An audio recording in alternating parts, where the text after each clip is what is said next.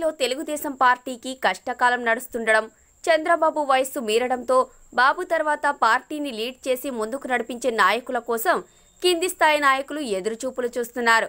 ఈ క్రమంలో అనూహ్యంగా జూనియర్ ఎన్టీఆర్ పేరు మారుమోగుతుంది. టీడీపీ పూర్తి బాధ్యతలు ఎన్టీఆర్ తీసుకోబోతున్నాడని, ఇక ఆయనే పార్టీకి రథసారథి అని ప్రచారం జరిగింది. అయితే అవన్నీ వట్టి గాలి వార్తలే అన్నట్టుగా తేలిపోయింది. అయితే ఇప్పుడు జూనియర్ ఎన్టీఆర్ను వైసీపీ ప్రభుత్వం తరపున వాడుకునేందుకు జగన్ ప్లాన్ వేశారని, ఇలా చేయడం ద్వారా ప్రభుత్వానికి మరింత క్రేజ్ పెరగడంతో పాటు టీడీపీని ఇరుకున పెట్టేందుకు అవకాశం కలుగుతుందని జగన్ భావిస్తున్నట్లు తెలుస్తోంది. జగన్ ప్రభుత్వం అంటే అవినీతి రహిత ప్రభుత్వమని, మంచి పరిపాలన జగన్తోనే సాధ్యమని ప్రజల్లో ఒక రకమైన అభిప్రాయం కలుగచేయాలని జగన్ భావిస్తున్నారట. అంతేకాకుండా ఆర్థికంగా తీవ్రంగా నష్టపోయిన రాష్ట్రాన్ని ఒక గాడిలో పెట్టేందుకు జగన్ చర్యలు తీసుకుంటున్నాడట.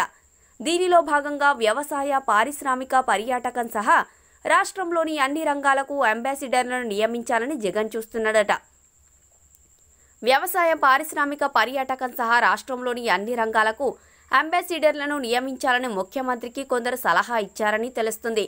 అయితే ప్రధానంగా పర్యాటక రంగాన్ని అభివృద్ధి చేసేందుకు అన్ని చర్యలు తీసుకుంటున్నామని ఆ శాఖ మంత్రి అవంతి శ్రీనివాస్ ఇప్పటికే ప్రకటించారు. దీనిలో భాగంగా పర్యాటక రంగానికి అంబాసిడర్గా జూనియర్ ఎన్టీఆర్ను నియమించాలని, దీనికి జూనియర్ ఎన్టీఆర్ను ఒప్పించాలని ఆయన సన్నిహితుడైన హోంమంత్రికి జగన్ పురామాయించారట.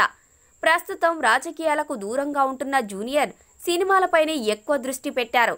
ఇటువంటి సమయంలో జూనియర్ ఈ ప్రతిపాదనను ఒప్పుకుంటాడా లేదా అనే సందేహంలో జగన్ ఉన్నట్టు తెలుస్తుంది.